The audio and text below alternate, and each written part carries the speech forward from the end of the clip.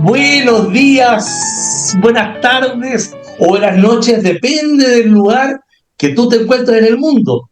Bueno, muchachos, hoy día viajé a Israel porque tengo un invitado maravilloso y la vista que tengo acá, estamos ya anocheciendo acá, se ve muy bien en Tel Aviv y es porque me vine a hablar con Alberto Spektorovsky, conocido mundialmente. Es una maravilla, un lujo de invitado que tengo hoy día, porque ha dedicado su obra a entender cómo la memoria, la política y las imágenes del otro pueden transformar discursos en populismo y en antisemitismo. Así que le quiero dar la bienvenida a Alberto. Muchísimas gracias por estar en este café con Cabaná, que nos ven mundialmente en todas partes y en diferentes idiomas, así que bienvenido.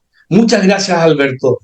Bueno, muchas gracias, Roberto, por invitarme. Encantado de estar contigo y con todos los oyentes que están en estos momentos viendo o que lo verán después. Encantado, Exacto. encantado realmente. Bueno, hoy día nos vamos a mover en la Argentina del siglo XX, en la cultura digital de hoy, en la diáspora global, porque nos queremos preguntar qué, qué permanece del antisemitismo histórico hoy, en el presente. ¿Por qué estos estereotipos sobreviven incluso al progreso? ¿Y qué papel juega la memoria en la convivencia democrática? Así que, Alberto, te quiero preguntar primero, en qué momento se cruzan en tu vida la historia personal y tu investigación académica? Uy, que me, te, me- te metiste en temas cabrosos. No digo cabrosos, ¿por qué? Porque la verdad que mi carrera académica en realidad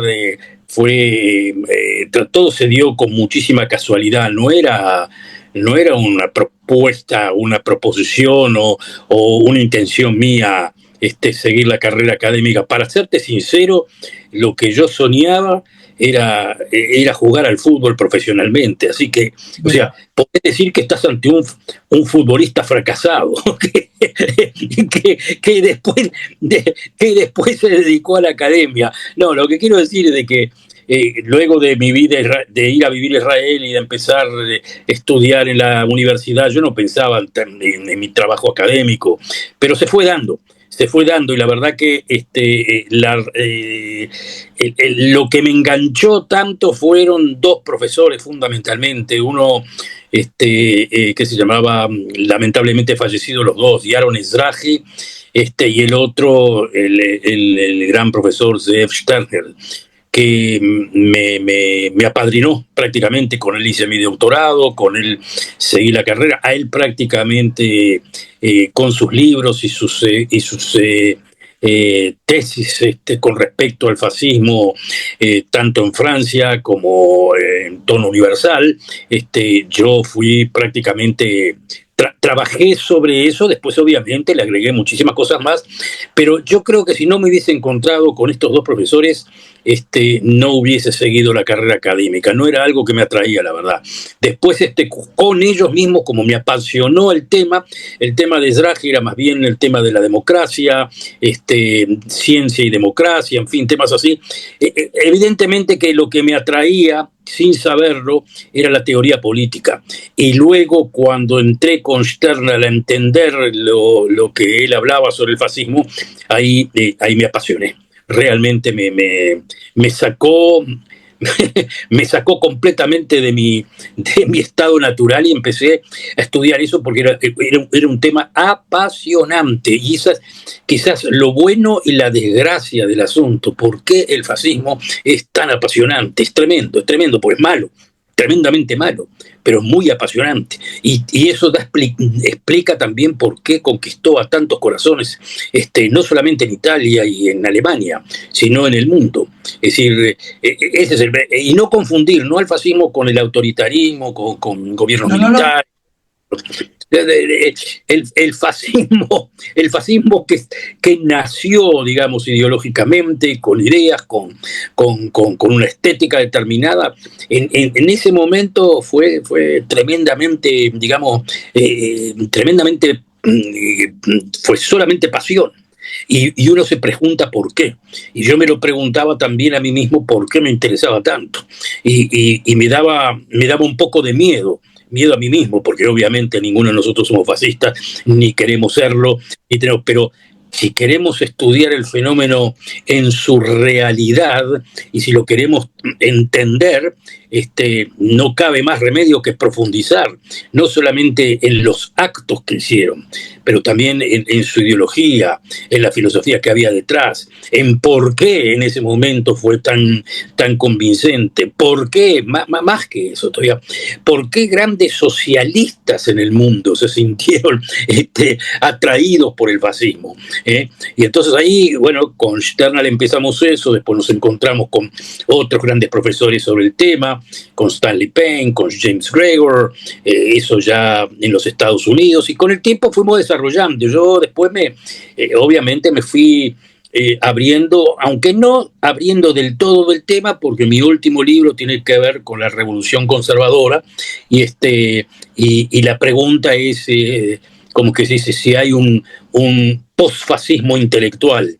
Entonces ahí obviamente estudio personajes sumamente inteligentes que nos abren la puerta de este nuevo, no del nuevo, pero de la revolución conservadora que se va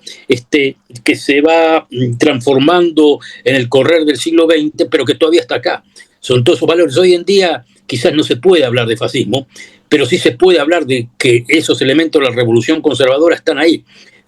Hay otros personajes como Humberto Eco, como otros que hablan directamente de fascismo. Yo no estoy tan de acuerdo, aunque básicamente entiendo por dónde va la cosa y sin utilizar el concepto de fascismo, pero sí el de la revolución conservadora. Entiendo de que hay una revolución de valores que en estos momentos está haciendo efecto porque está desafiando todos los valores que todos nosotros como liberales, socialistas, socialdemócratas, en fin, con lo que sea, todos esos valores con los que nosotros vivimos y que pensamos que no hay que nadie los desafía. ¿Y en nombre de qué? Era como si decimos, bueno, sí, tenemos gente liberal, tenemos gente de izquierda, discuten, hablan, en fin, como que se discuten entre nosotros. Uno le puede decir, mirá qué idiota que sos, pensar que, digamos, que un Estado socialista va a ser bueno para todos, y el otro le va a decir, no, todo lo contrario, tú creás la división de clases, se va a armar lío, en fin, pero hablan el mismo lenguaje, pero con los fascistas es otro lenguaje. Ese es el asunto. Con la revolución conservadora nosotros pensábamos que eso estaba todo terminado, que nadie se iba a acordar de esos valores alternativos a las ideas de lo que se podría llamar el iluminismo. Porque no se olviden que tanto el liberalismo como el marxismo socialista son hijos del iluminismo, punto. Ahí, o sea, se diferencian, por supuesto, pueden ser enemigos, pero hablan el mismo idioma. Pero con los otros estamos hablando de otro idioma. Ese es el asunto. Entonces, esos valores siguen quedando.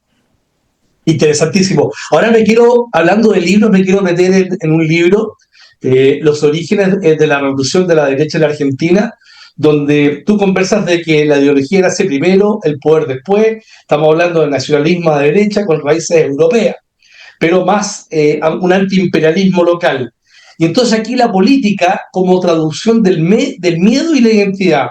Entonces aquí me nace saber cómo se gesta una ideología sin aún tener un poder real, y estamos hablando de la Argentina. Bueno, a mí me apasionó el asunto de Argentina. Mira, yo soy uruguayo, pero, sí. pero Uruguay es muy plano, es decir, es todo tranquilo, es todo, digamos, todo democrático, es un poco exagerado, pero digamos democrático en el sentido de que está todo claro, las instituciones, la democracia, el valor de la democracia, puede ser de izquierda, puede ser de derecha, no se sale de eso. Argentina es apasionante porque los movimientos populistas, no solamente el de Perón, anteriormente el de Irigoyen, los intelectuales de los años 30, que eran brillantes, te voy a decir la verdad, pero claro, eran todos copiaban, entendían con claridad lo que sucedía en Francia, el debate ideológico que había en Francia. Eso fue lo que me apasionó. Eran murrasianos, eran gente o sea, que seguidores de Charles Maurras, era gente que entendía cómo se estaba cocinando el fascismo o entendía la revolución conservadora sin decididamente ser fascistas. Es decir, eran tipos muy ilustrados y tenían revistas, tenían diarios, tenían esto, y promovieron en su momento, en el año 29-30, promovieron la revolución, digamos, el golpe de Estado de Uriburu, el año 1930, que uno dice, bueno, un golpe de Estado, un general así nomás, no, ¿qué general así nomás? Tenían atrás de ellos gente que lo estaba tratando de adoctrinar en las ideas fascistas, sencillamente. Y muchos de ellos quedaron decepcionados porque no fue el fascista que debería haber sido. Ese es el asunto. Oh.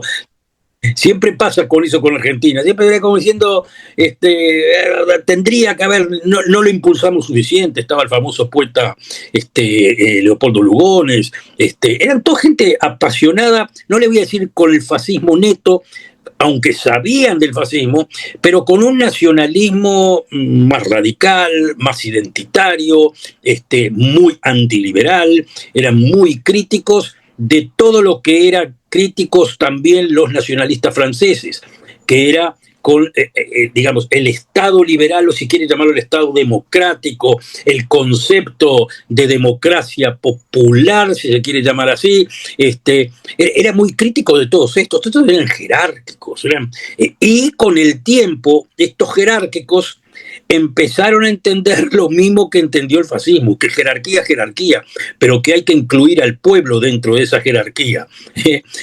Y entre los que estaban en esa corriente eran la gente que empezó a entender también el concepto del antiimperialismo, si lo quiere llamar así, el anticolonialismo. Muy interesante porque se repite hoy también. La derecha anticolonialista hoy en día, o postcolonialista, se encuentra también hoy en día debatiendo todos estos debates que eran en los años 30, hoy en día lo hacen de la misma forma, que criticaban a una Argentina que era más o menos moderna, integradora de inmigrantes, el papel que tenía el Partido Socialista, los socialistas independientes, en fin, y por supuesto el populismo de Irigoyen, que era despilfarrador, si lo queremos llamar así. Entonces, estos querían un Estado jerárquico y con el tiempo le fueron incluyendo temas del populismo nacionalista y hubieron, digamos, sectores que surgieron de lo que se podría llamar una izquierda populista, que fue el grupo Forja, que eran nacionalistas, como se dice, nacionalistas económicos, digamos, contra el imperialismo británico, el colonialismo británico, el papel de Inglaterra ahí fue fundamental, y unos y otros estaban en contra de eso, estaban en contra del viejo conservadorismo, del conservadorismo quietista. Estos eran revolucionarios conservadores. Así que esto, y claro, obviamente era nacionalismo, entonces se conjugó ahí entre ideas fascistas, ideas nacionalistas integralistas, antiimperialistas o anticolonialistas. Era todo un mismatch de cosas que tenían que cuajar en algún momento. Y eso cuajó con la revolución militar de 1943 y después con el peronismo. Que con cuidado, el peronismo no quiere decir que estaba, como quien se dice, empapado o digamos, ligado a todo esto. Perón era un vivo bárbaro, ¿no? Entonces, como cuando le decía, mire, esta gente, estos intelectuales, espiantavotos, decía, no me los acerque, porque estos ahuyentan los votos, no me los atraen. Este era populista, neto. Así que, o entendió el populismo por su esposa, Evita, que ella era la que entendía de piel. Ella tenía piel. Perón todavía era un hombre militar que personalmente era admirador del fascismo, estuvo en Italia, por supuesto, pero ella no entendía nada de eso, pero entendía la esencia del pueblo y entendía que tenía mucha plata.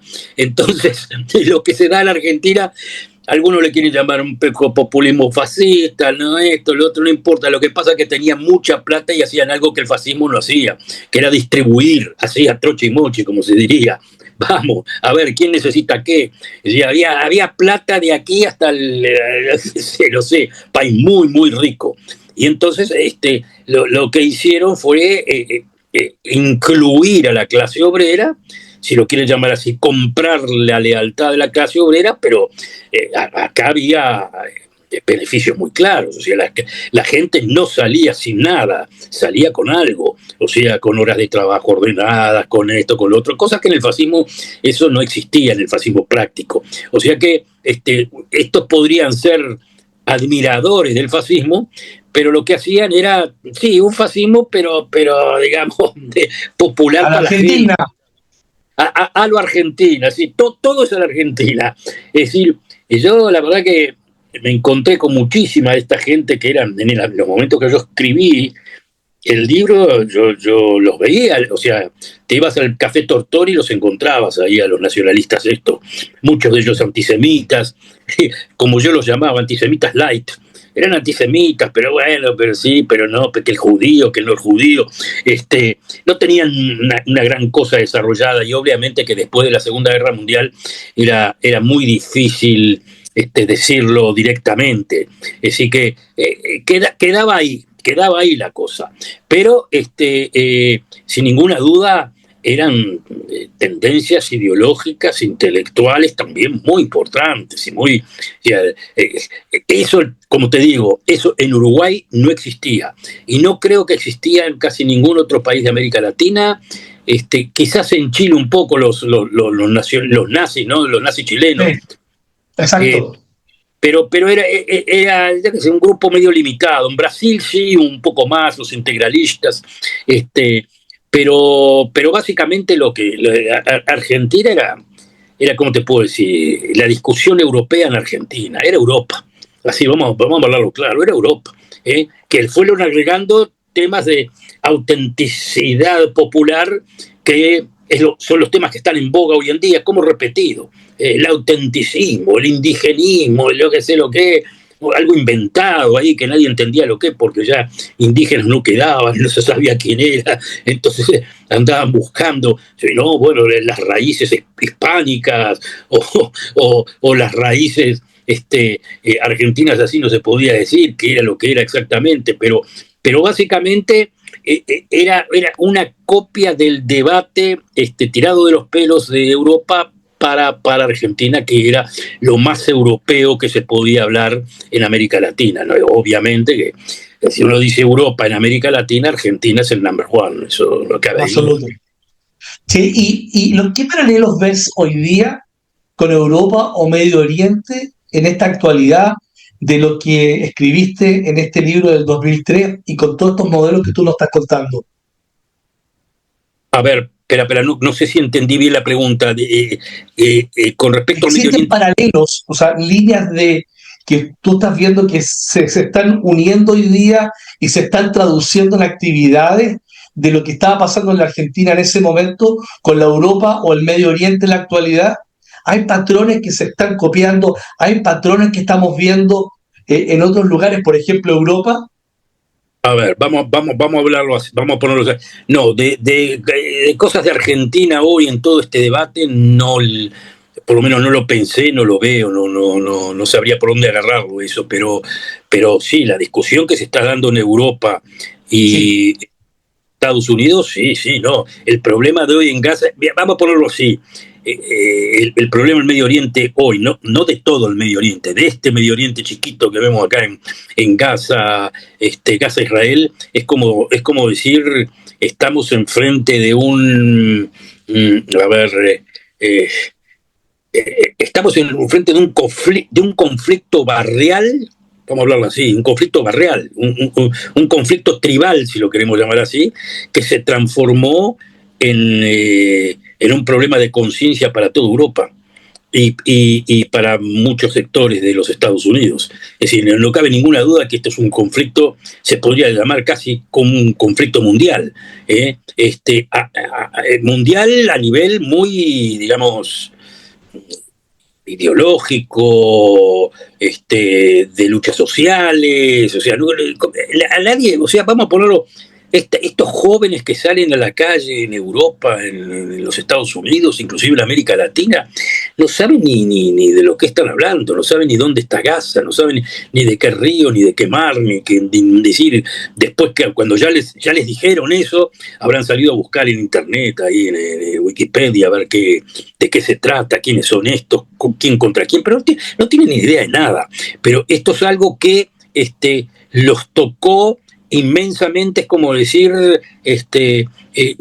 Palestina se transformó en lo que era quizás Vietnam en el pasado, fundamentalmente eso, o Cuba en el pasado. Me acuerdo cuando Cuba era como que el símbolo de la revuelta en América Latina, entonces era Cuba, después pasó a ser Nicaragua, pero esto de Palestina hoy en día es casi una explosión única. Yo no sé cuál va a ser el alcance de esto, pero muchos scholars escriben sobre esto, sobre acá, diciendo, por ejemplo, para Enzo Traverso, es como quien se dice, cómo se defina esta situación de Gaza, se define lo que se podría llamar la crisis ética del mundo occidental, una crisis ética del mundo occidental, supuestamente para Traverso, si Israel... si no pasa nada con Israel, si esto queda así como está y Israel no recibe castigo, digamos, esto es la crisis total de la ética occidental.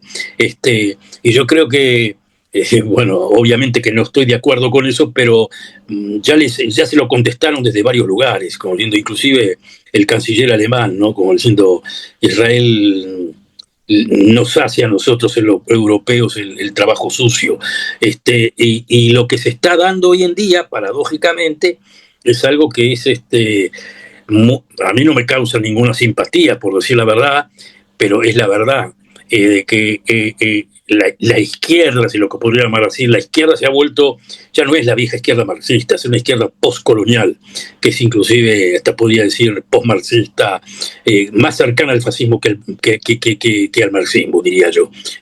Ese postcolonialismo, nativismo, de quién es bueno y quién es malo, de acuerdo al grupo en que perteneces, en fin, es una locura colectiva. Eso por un lado, y esos son obviamente anti-Israel. Pero está la contrapartida del otro lado, que son los nativistas de derecha.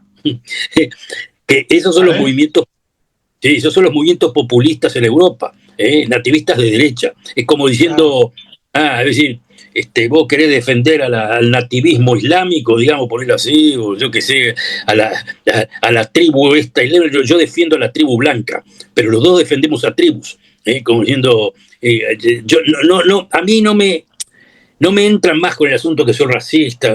No, sí, yo soy blanco, qué sé yo, y acá tengo una tribu blanca. La tribu blanca tiene que ser Francia. Francia perdió de ser, es decir, ya no es más la tribu blanca, ya es una tribu de muchas tribus y no me sirve. Ese multitribalismo, lo que se llama multiculturalismo, a mucho de esta gente ya no le sirve. No quiero decir de que eso sea la mayoría, pero hay un grupo cada vez más creciente que son contra inmigración, más nacionalistas, más conservadores, es lo que yo llamo la revolución conservadora, y esos son muy pro-Israel. Ese es lo interesante del asunto, que muchísimos de ellos en el pasado, o sus padres, digamos, los padres ideológicos de estos grupos, eran antisemitas, y ahora ni no les interesa este asunto antisemitismo. ¿Qué tengo que ver? ¿Qué judío ni judío? Mi problema son los musulmanes, y mi problema, digamos, que a ver, Israel para mí representa una barrera de Occidente contra el Islam, así, vamos a ponerlo así. Tampoco ellos se meten tanto en el asunto Palestina-Israel, no entienden demasiado, pero ven a Israel como un ejemplo digamos, de país identitario, que les sirve, sí, hay mucho de me sirve, mucho de, como que se dice, no es un sentimiento, es más bien algo utilitario, pero bueno, pero esa es la situación que se da. Es decir, y quedan, esa es la desgracia, que quedan los viejos liberales moralistas, o sea, gente de moral liberal, que, que puede criticar a Israel. Digamos, gente como Biden, el presidente Biden, Sí. que yo le decía a Israel, ustedes over the top, como diciendo, se le fue la mano, pero mi corazón sigue estando con Israel, es decir, como persona liberal, como persona que conoce el pasado, como sé el papel que han tenido ustedes y conozco esta historia, digamos, yo estoy con ustedes, no puedo dejar a Israel de lado. Lo que sí les puedo decir, pero con total franqueza, que se les está yendo la mano. Paren esto. Bueno, pero estos estilos Biden, ya quedan pocos, aparentemente. Eso es lo que está pasando en el Partido Demócrata. En el Partido Demócrata de los Estados Unidos, eh, estos quedan pocos y los que están tomando el pulso del Partido Demócrata son estos postcolonialistas, si lo queremos llamar así, que como ya te dije anteriormente, es una izquierda no izquierda, son de terror, digamos, este asunto de combinar los temas progresivos con el radicalismo islámico es absurdo, absurdo. Es de un nivel, para mí es fascista, sencillamente, es fascista, porque son idiotas, en definitiva. Si gana el radicalismo islámico, los que primero que van a matar es a ellos. Si van estos a Gaza, los cuelgan de los árboles, así de sencillo. No entienden nada. Pero la ideología en sí, no entienden esto de que a la larga es como que se dice una colaboración intelectual con los postcolonialistas de derecha, que el postcolonialismo de derecha también son contra el colonialismo, digamos, no es que copian, preceden a esto. Antes de Michel Foucault, ya los fascistas se rebelaban contra el colonialismo del iluminismo. ¿Qué quería decir el colonialismo del iluminismo? Los valores universales, el liberalismo universal, el que todo el mundo tiene que ser igual, no solamente acá en Francia, en Italia, sino en todo el mundo. Entonces, estos decían, ¿qué me quieren meter estas ideas? ¿Quién las inventó? Estas ideas son colonialistas, el colonialismo liberal. Eso lo inventaron los protofascistas. Y estos de izquierda lo copian. Es decir, lo copian, no, ni siquiera saben, pero están en la misma. Es decir, es un desarrollo ideológico terrible, a mí me parece. Es decir, es realmente para ser combativo. Es realmente, y esto al margen, al margen de la crítica puntual y clara que se le puede hacer a Israel. Eso sí, al gobierno de ultraderecha, si lo quieren llamar así, a Netanyahu, al haberse ido al haberse ido de mano todos estos asuntos. Bueno, digamos que fue exagerado lo que mucha gente cree. Yo todavía no puedo afirmar qué, porque no soy experto en guerras ni cómo se podía hacer de otra forma, y estoy muy en duda también si a ver, claro, se podía haber dejado esto sin que pase nada. Uno se rendía al comienzo y se acabó. Y se terminó el asunto. Si eso es lo que decía Jamás de entrada. Después que nos hicieron el 7 de octubre, bueno, a ver, cese de fuego y chao, ustedes no atacan y se van, pero entrega de rehenes y eso Israel no lo podía aceptar de ninguna forma. Porque aceptás eso y te viene otro 7 de octubre 10 días después, o más. Al contrario, eso sería un aliento impresionante a todos los movimientos que se llaman de resistencia, que son movimientos terroristas en definitiva, que están resguardados de alguna forma u otra por la ley internacional, que quiere decir de que no tenés, si jugás con la ley internacional no podés combatirlos, así de sencillo. Entonces, lo que pasaba en Gaza era eso. Ahora, si eso se podía hacer de otra forma, quizás sí. Como yo no soy experto en el ejército, ni tengo idea de cómo se puede hacer esas cosas, no te puedo contestar, ni puedo afirmar. Capaz que sí, capaz que no. A mí me da la impresión, como siendo desde afuera, que se han hecho muchísimos crímenes de guerra. Genocidio, por supuesto que no, pero crímenes de guerra que han habido, no me cabe duda. Es decir, como a lo que le llamo eso de que ante la duda disparo y no me pongo a dar mucha vuelta. Es decir, si esto es un blanco militar y lo considero blanco militar, no me pongo a estudiar demasiado a ver si eso no es y qué escuela hay al lado, qué cosa. Yo sé que hay un blanco militar ahí, de que ahí hay gente que la tengo que eliminar porque son terroristas, en fin. Y bueno, ya no me fijo demasiado en qué pasa por ahí al lado. Muy probable de que de eso hubo mucho. Ahora, llevarlo esto a genocidio, ¿qué genocidio? Sí, murieron muchísima gente. Como ya te digo, crímenes de guerra hubo, pero se inventan conceptos como diciendo el genocidio en proceso. Bueno, ¿cuál es el genocidio en proceso? Y bueno, sí, no, Israel desde su creación está haciendo genocidio contra los palestinos, desde la Nakba hasta ahora. Ah, sí, mirá vos, interesante. Qué bien, sí, tremendo genocidio, digo yo. Si Israel quisiera hacer genocidio, lo hubiese hecho, pero no lo hizo. Y usted tiene casi el 70%, 60% de Jordania es palestino, 20% en Israel son palestinos con ciudadanía israelí, en la Cisjordania viven palestinos, obviamente que bajo un sistema medio de apartheid, y duro, y soy muy, muy crítico de lo que está haciendo este gobierno de Israel con respecto a la colonización en Cisjordania. Para mí es horrible, pero se podía haber terminado antes todo eso. Y después están los de Gaza, que bueno, sí, en los de Gaza murió mucha gente, 60.000, 70.000 personas, es mucha gente, y entre ellos muchísimos niños, muchísimos todo, pero como ya te digo, sin disculparme, pero ¿cómo identificás? Si me dice, mira, murieron 70.000 civiles, está bien. Y si me dice, no, mire, de los 70.000 civiles, 50.000 son Hamas. Y yo qué sé, ¿quién puede saber quién era Hamas? Si Hamas tienen uniforme, tienen esto, cualquiera era Hamas y no era Hamas. Lo que seguro es de que los niños muertos, eso es tremendo, y eso obviamente que serán inocentes, eso no me cabe ninguna duda, obvio, a todo el mundo no le cabe duda.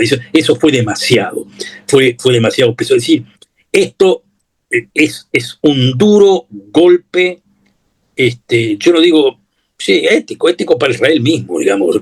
La gente lo siente y quizás lo debería sentir más, como diciendo, es un peso que hay que tomar en cuenta, a pesar de que uno pueda decir, miren, no me quedaba más remedio, es decir, para mí era, vamos a ponerlo claro, la meta es que jamás se rinda, punto. Rendirse es entregar las armas y chavo, otra cosa, y se terminó todo.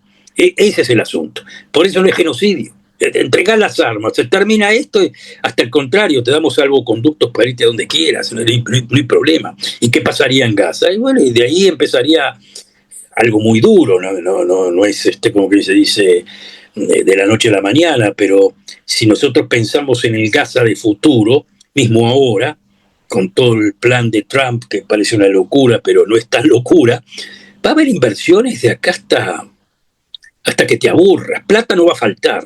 Lo que sí que es, obviamente, empezar a escarbar y a sacar escombros y empezar a levantar va a demorar mucho, mucho tiempo. La gente va a sufrir ese proceso, pero por lo menos va a tener una esperanza. Por eso yo digo, hoy en día,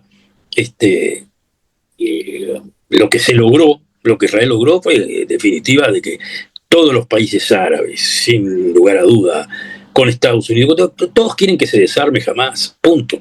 Que el concepto de resistencia se termine. Es decir, el terror de Hamás hoy en día se podría decir que es el comienzo del fin, no tiene por dónde salir. El concepto de resistencia se terminó no porque, porque lo exige Israel, porque se lo exigen los países árabes, se lo exigen todos. Porque quieren retomar el asunto de otra forma. No quiere decir que lo que se vaya a retomar sea de gran beneficio para Israel, eso habría que verlo. El plan de Trump no sé si es tan beneficioso para Israel. A mí me parece que sí, pero para muchísimos sectores en Israel puede ser bastante malo, porque de alguna forma u otra es reintroducir el tema del Estado palestino por la puerta de atrás, que yo personalmente lo vería muy bien, todo depende de los palestinos, pero bueno, hay mucha gente que no lo quiere, es decir, con justa razón. Es decir, empezar en un Estado palestino, en territorios acá pegados a mí, después de lo que pasó, ya me da desconfianza. Hay mucha gente que tiene desconfianza. O sea, esto va a ser un proceso, pero digamos de que la precondición a todo esto de que jamás se desarme. Ese concepto. Alberto, ¿y tú crees que podemos enseñar historia con todo lo que tú me has contado sin alimentar nuevas grietas sociales y grietas de dolor entre la gente? ¿Cómo ves ese futuro? Mira, obviamente que hay mucho dolor. Si a mí no tengo que ser ningún experto para entender que en Gaza hay odio hacia Israel, es obviamente. También odian a Hamas, cuidado, odian a Hamas, porque es todo junto. Es decir, jamás, no hay que ser ninguna persona inteligente para entender que jamás los metió en este lío. Pero la respuesta israelí obviamente ha causado un dolor de locos. O sea que eso, ¿cómo se cura eso? No sé si se cura. No sé si se cura. Y del lado de Israel hubo muchísimo revanchismo, ¿sí? Hubo intenciones de venganza, no hay ninguna duda. ¿Quién no? Después que te hacen el 7 de octubre, te pones el cuchillo en la boca, ¿no? Y acá es bastante humano eso. No, pero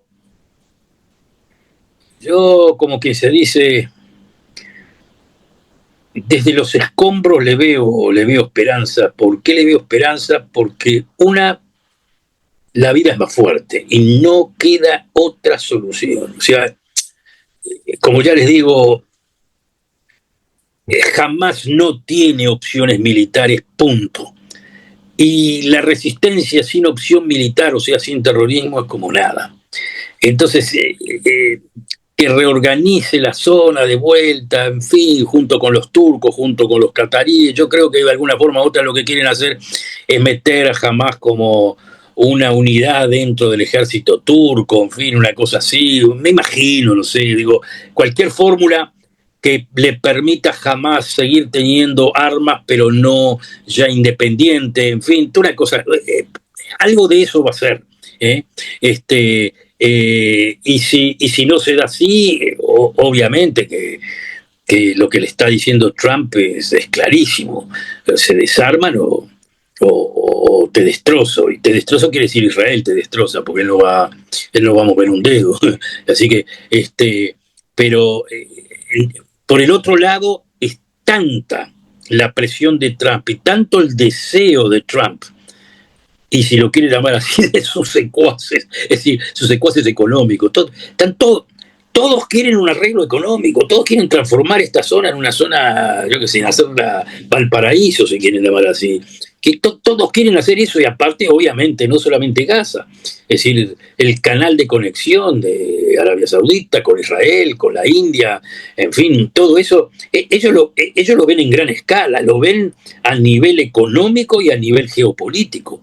Así que por eso mismo es que hoy Trump envía a su gente más cercana para que esté al lado de Israel, porque no confía en Netanyahu, como diciendo, está buscando la forma de salirse de esto, pero yo no lo voy a dejar.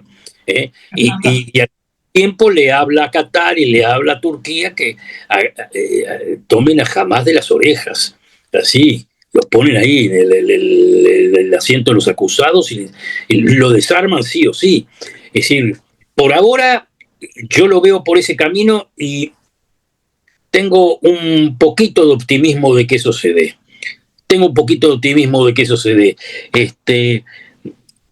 Yo personalmente, claro, es otra situación y otra gente, pero yo contribuí en actos de desarme. Porque cuando trabajé en el País Vasco con el desarme de la ETA, o sea, indirectamente, yo no estuve en eso, pero como era parte de todo el proceso, lo seguí muy de cerca. Era simbólico. ¿Qué quiere decir? Desarme quiere decir me rendí, punto. Si, bueno, acá en este pozo están estas armas, en este otro, firmás ahí, como que estás como diciendo, me rendí. Tengo, es decir, si hay armas y yo sé dónde estén, ya no me importa porque ya no las voy a utilizar, porque ya me rendí, es una cosa así. Y pasé a otro eslabón. ¿Y cuál es el eslabón que pasaron? La ETA lo que pasó fue transformarse en movimiento político, que ya existía el movimiento político, pero jugar a la reconstrucción del País Vasco y han ganado puntos con eso impresionantemente. Y si se da una vuelta en el Medio Oriente un poquito más al norte de Israel, a Siria, ¿qué es lo que está haciendo este buen señor? Al-Shara. A ver, ¿qué es lo que está haciendo? Un terrorista de última se puso traje y corbata y está negociando y Estados Unidos, creo que Trump ya lo invitó a Washington, me parece, así que ¿y qué le dice Trump a Hamas? Lo mismo. Pónganse en el traje y negocian conmigo en Washington. Así que, es decir, es fundamental acá, pero ese es un concepto radical, clarísimo. Se terminó la resistencia, movimiento de resistencia se terminó. Para jamás decir que se terminó movimiento de resistencia es como terminaste con lo que fuiste, ya no sos más. O sea, tenés que hacer una reconversión, tenés que romper con tu DNA, ¿no? Pero como ya te digo, hay gente que lo puede hacer, ellos no lo pueden hacer, y si no lo van a hacer, van a terminar muy mal. ¿Y qué rol crees tú que juega la diáspora, todos los judíos en la diáspora, en conectar comunidades y narrativas de todo lo que está pasando? Depende qué diáspora es, o sea, ahí obviamente, como tú conoces bien, la gente, la diáspora sionista, que Sí, creo que sí, la sí. diáspora es la mayoría sin ninguna duda, que son gente que no importa que viva la diáspora, que viva acá, que viva allá, pero que Israel los lleva en el corazón, es decir, entienden claramente de que el caso de Israel es el caso de ellos, o sea, y que a Israel no le puede pasar nada. Pero yo nunca vi antes un fenómeno tan duro de diáspora, de judíos que salieron cara a cara contra Israel, ¿eh? Y Contra. y sí, claro, en Estados Unidos es clarísimo. Usted lo ve, los más agresivos contra Israel, acusando de genocidio y todo, son figuras, o sea, no solo, pero son muchas figuras judías, figuras judías que son utilizadas también por los islamistas, o sea, son colaboradores con el islamismo, aunque sea en forma indirecta. No quiero decir con esto que ellos son islamistas, No, no, no, pero no. cuando hablan de genocidio, el genocidio es utilizado. Es un concepto legal. ¿Eh? Cuando se utiliza con apresuramiento, porque me parece que eso es genocidio, y estoy convencido que eso es genocidio, lo que les están diciendo, ese es digamos, el mito que metió Irán, porque tiene una clarísima idea. El pueblo que sufrió genocidio hace genocidio y por lo pronto puede haber otro genocidio contra ese pueblo. Porque yo creo que lo que Irán entiende fundamentalmente es de que la única forma de acabar con el sionismo, si lo queréis llamar así, es apocalíptico.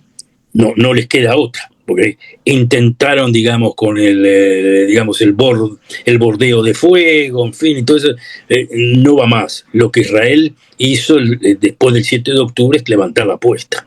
O sea, si querés, o sea, si vamos a los golpes, vamos en serio. O sea, hasta ahora por supuesto que es en serio, pero cuando digo en serio, como diciendo, Sí, sí. aumentar la apuesta hasta el final. Ahora, estos judíos metidos fanáticamente con el asunto de me siento como judío insultado por Israel y su genocidio, para mí son una forma, suena muy duro lo que voy a decir, pero es una forma, una revisión del Judenrat. O sea, no son obviamente eso, pero es como una colaboración con lo peor que puede haber hoy de la rebelión contra el iluminismo, que eso era el nazismo también. Yo no comparo a la revolución islámica con el nazismo, por supuesto que no, pero hoy en día lo más cercano a la revolución contra el iluminismo son estos. Por eso son tan admirados por la izquierda postcolonial. Eso, o sea, yo me imagino pensando en algún marxista de vieja escuela, yo qué sé, grande filósofo como Georg Lukács, eso, viendo esto, creo que se moriría de vergüenza, porque el marxismo fue modernista. O sea, no es que se andaban con estas idioteces.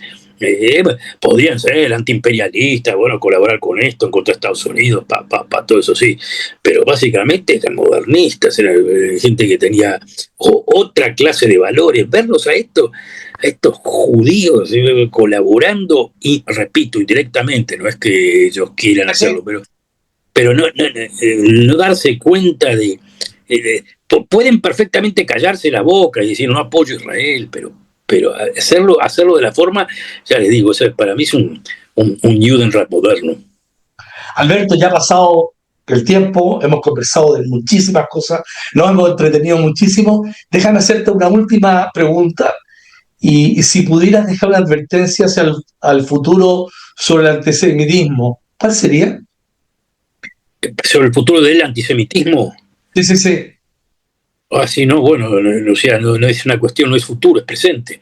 No murió nunca, hoy está aquí, hoy el antisemitismo más real es el antisemitismo de izquierda. Digo, es clarísimo eso.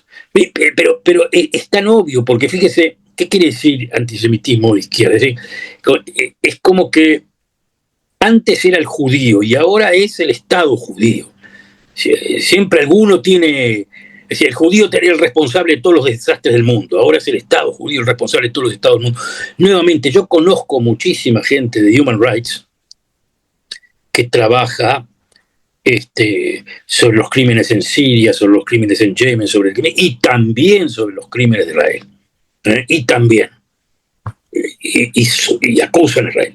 Pero estos no les importa en absolutamente nada, ni lo que pasa en el Yemen, ni lo que pasa en Sudán, ni lo que pasa en Siria, ni lo que pasa en nada.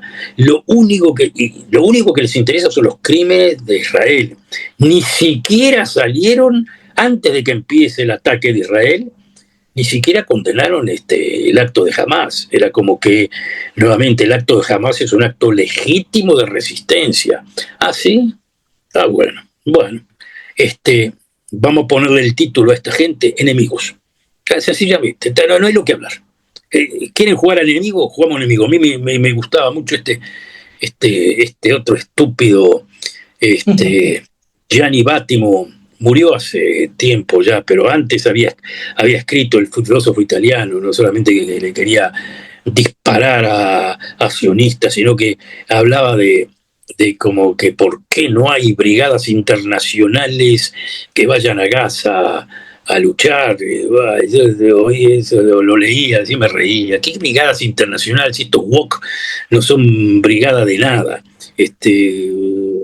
¿Qué brigada? Estos salen con la banderita a gritar nomás, 4 pavadas, salen con una flotilla, y lo máximo que hacen es llegar hasta ahí, por favor, los aparan ahí, los obligan a bañarse, ¿no? Que se ve estupideces, estos son WOC, no sé, brigadas internacionales. Ahora lo van a comparar con los que iban a luchar por la causa de la República Española, por favor, estos. ¿Qué república, qué española, qué estos luchan, o sea, salen a gritar por el nuevo fascismo islámico, punto, nada más. Bueno, se nos fue el tiempo, hemos conversado, hemos tenido una conversación maravillosa, partimos hablando de la Argentina, hemos cruzado a lo que estaba pasando en Gaza, vimos un poquito de pasado, vimos otro poco de futuro. Ha sido una conversación realmente maravillosa que nos ilustra ampliamente lo que sucedió, lo que está sucediendo y una mirada a lo que